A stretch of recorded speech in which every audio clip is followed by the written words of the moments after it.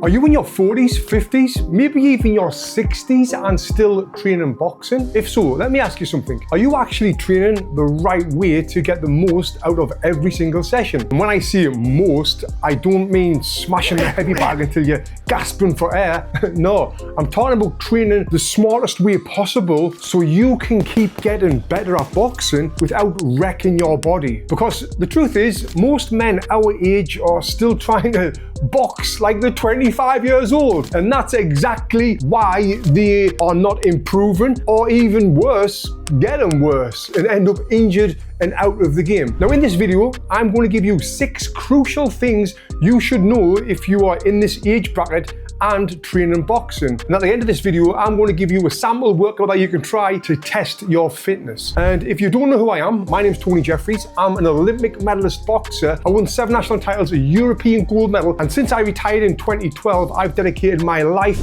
into coaching people in person and online. And I'm now bloody 40 years old, so I can help you with this video. Now, before I get into tip number 1, which is an absolute game changer on its own, it's important that you understand, like I said, we're not 25 years old anymore, and we can't train like that. But what's great about being our age now, we can make some simple adjustments that I'm going to give you on this video and train even smarter. And I 100% guarantee you, doing these things, you will get more out of each training session. You're not only going to become better at boxing, but it's also going to be helping your mind get sharper in everyday life. And also, it will boost your testosterone and libido, so your missus will be thanking me later.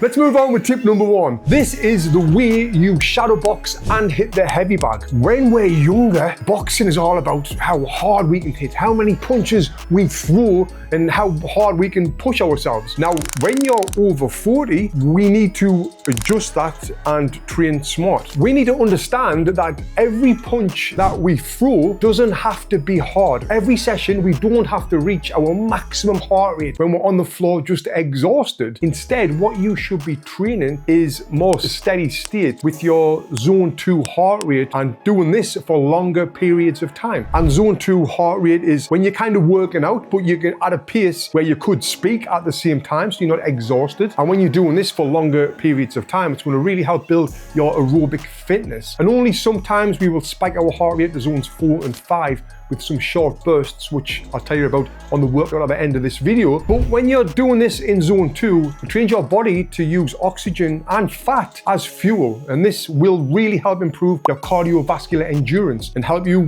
recover faster in between rounds as well. And when you're doing it at this pace, there's some massive benefits. Like you can go for longer, 30 to 60 minutes. Now, just last week, I trained this lady here, Andrea, who's 72 years old, and she boxes 5 days a week. And you can see right now, she's got good form and technique. Now, the reason why she can be so consistent with her training is because every session, she's not training like she's about to fight Mike bloody Tyson. She's not pushing herself to the absolute limit where she can't stand up anymore. Instead, she's working at that zone 2, sometimes going into zone 3, but working on her technical side as well, which you can see she's got great technique. If she, or even me, was working every session at my maximum heart rate, my nervous system would never get a chance to recover. And then when you are going at this steady pace as well, it's here where you can work on the most important thing in boxing, which is your technique. We're not working on blasting that bag, we're slowing it down, and we're going for longer, working on good technique for longer. So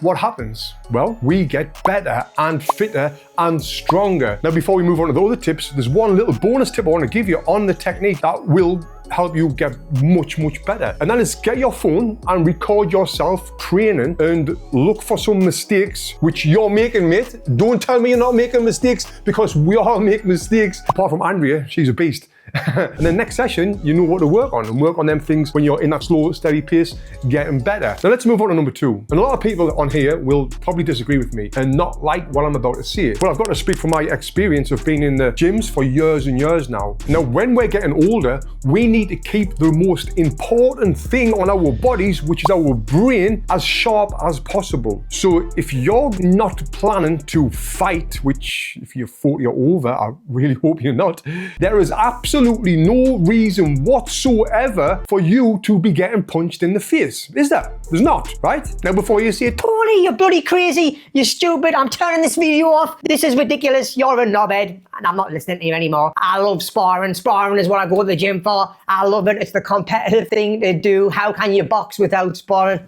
mate, relax, man, relax. I've got a much better alternative for you than head sparring, which I'm going to talk about in a second. But you need to understand that if you're not fighting, taking headshots, even if they're not hard, especially at this age, is not worth it. And it doesn't make you tougher. Some older guys, they'll be in gyms and they want to show how tough they are and they want to spar. You might have seen this. You might be one yourself. Well, I want to show these young kids I'm tough, no, I can take the punches. No, mate. What this actually does, other than long-term damage on your brain and slow down your cognitive functioning and your memory and make life worse, but it also makes you worse at boxing. Think about it. It slows your brain receptors down, making you not as fast, making you not as agile, making your timing worse, making your reaction timing off. And we're already getting bloody old, man, where this sort of thing happens anyway. So the last thing we want to do is speed it up by acting like a big tough guy, right? Now you might be thinking, But Tony, it's boxing.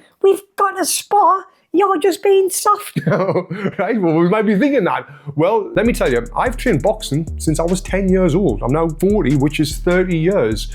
And I've not head sparred for the last 10 years. But I've been doing boxing training for the last 10 years without getting hit in the bloody head. Now, if you do spar right now or you're thinking about sparring, don't do it. I've got two great alternatives for you. One of them is a little bit crazy, which you might find hard to believe. But the first one is switching from head sparring to shoulder and body sparring. And let me tell you, my friend, shoulder and body sparring is bloody great. It can be very competitive. You can still get hurt, so you've got to always be switched on and working on your defense. Now, when you're doing this, it's also going to help you with your timing, your reaction, like I said, your defense work, and also it comes without that long-term risk of slowing your memory down. And you're doing all this while hitting someone. Doesn't that just sound perfect? It's great physical training that you can do if you've got a craving for getting in the ring with someone and punching someone.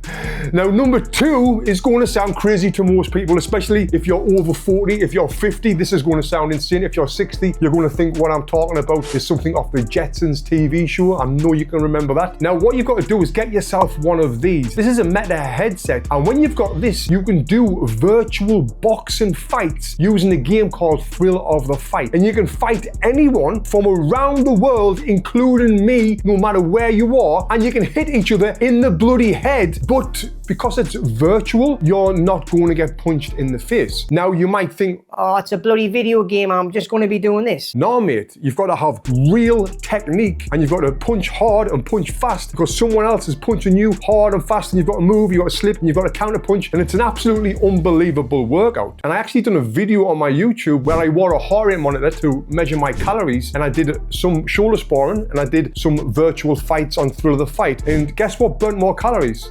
Yeah, you guessed it, the bloody virtual boxing game. And it's great because you can do this from home, and the headset's very affordable too. I'll put a link below to the official website where you can learn all about it, and then you can fight me. Okay, now moving on to number three. This is going to be a boring one, but my friend, this is so important if you want to get the most out of every session and prevent you from getting tired. And this is doing at least 10 minutes full body warm-up before your boxing session. By this, I don't mean what you might already do, which loads of old school boxers do, is walk in the gym, get a jump rope while you're cold and start jumping rope for 10 minutes. That is not a warm-up. That is one way of getting injured fast. You need to warm up before you get your jump rope. And when you are doing your warm-up, you really need to focus on your mid and lower back, your shoulders and your legs, really preparing your body for the stress that we're about to put it through in our session. Play some music while you're doing this, get into the zone, plan your workouts out, and think about the things that you were bad at in your last session, what you're going to work on in this session. Now, moving on to number four, this is a game-changing changer for your mind, boxing technique, and coordination. And I used to do this when I was training for the Olympics. And just about every single session, when I've coached someone in person, I always put them through this because of the benefits of it. This is agility ladder boxing drills. This will help your hands, your eyes, and your feet all sync and work together. This is exactly what we need for boxing to help improve, especially when we're moving and punching. And when you're doing these with other footwork drills, making sure that you're doing them correctly every single time, working on the specific things for you, it's impossible for your full boxing game not to improve. But not just your full boxing game, your memory and your mind as well, because you're working on that full body coordination. These footwork drills are perfect for you after you've done your warm-up, really getting your brain sharp and ready for that session. And if you don't have an agility ladder, there's a ton of other footwork drills that you should be doing to help with that hand-eye and foot coordination. Now, I've got lots of drills on my YouTube channel, but also what I recommend so much is you check out the Boxing Footwork Academy. I put together this program to help people exactly like you and me to get better at boxing. This is stacked with over 50 drills, tips, and techniques to really help you reach your full potential. Now, you can get your phone out and you can scan here or go to boxingfitness.com/footwork. The link is below. After this video, go and have a look at this. It's a real game changer, mate. I promise you. Now, moving on to number 5. This is your petrol, your gasoline, also known as your nutrition. Now, don't worry, I'm not going to sit here and bore you and tell you how to eat like Mr. Phil Heath. But as we know, we're not getting any younger. When we were younger, we'll know this as well, we could eat loads of crap and train hard or get on with the day and not even put any weight on. But now, all of our meals really count. And this is not just about training,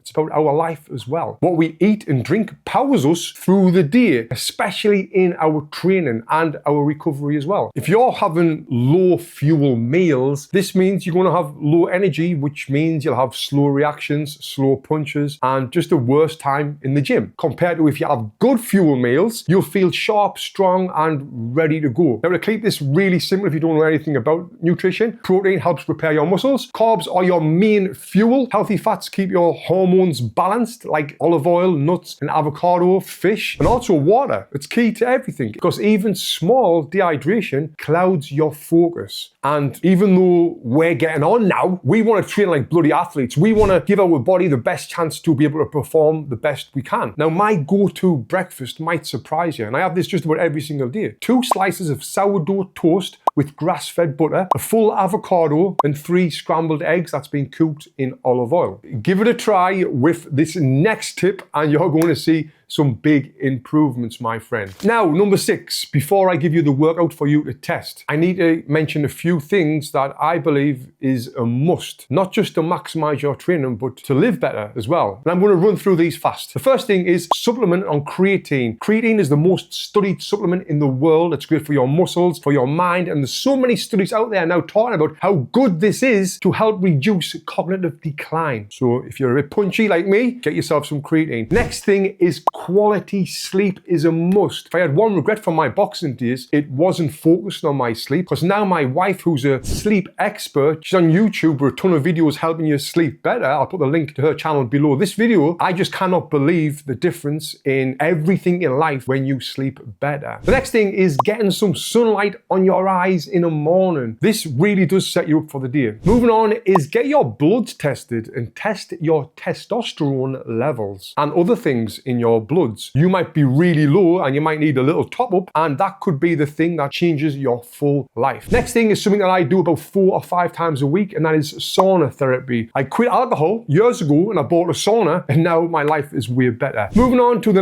next and last thing is taking supplements like vitamin D, fish oil, and right now I'm starting to use magnesium on a night time, which is helping me with sleep as well. Okay, now before I give you this workout that you can try, I just want to say something very important. When you're making these changes, you will feel faster, stronger, sharper than you probably have in years. Boxing at this age actually boosts your brain health and coordination. It naturally raises testosterone, which means more energy, better focus, and a better sex life. Who wouldn't want any of them things? Now, for your next training session, here is what I recommend you do. And for this workout, you'll need a heavy bag and agility ladder. First, what you're going to do is obviously wrap your hands, and we're going to start off with a 10-minute full body warm-up. From there, you're going going to do 5 minutes on the agility ladder, working on hand-eye and foot coordination drills. And on the screen right now, there's a few of them that I've got inside of my Footwork Academy. The link is below for that full program. After then, we are going to go into shadow boxing. We're going to do 4 3-minute rounds of shadow boxing with a 1-minute rest in between, working on good form and technique all the time. Then from there, what we're going to do, we are going to go onto the heavy bag, and we're going to be focusing on just 3 things. These 3 things will 100% make you look and feel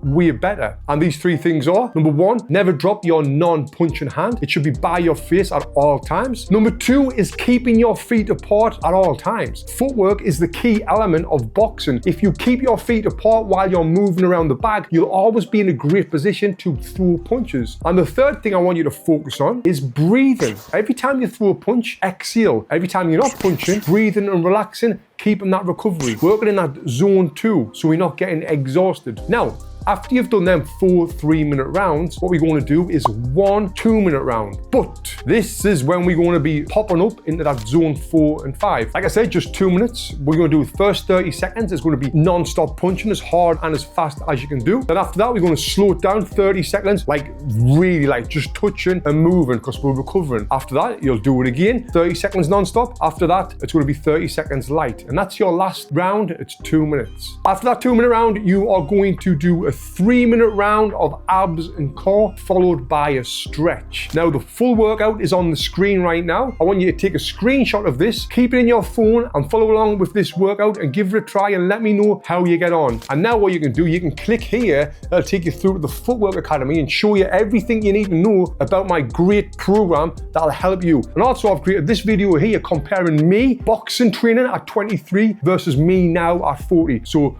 get your Footwork Academy and then watch this video next.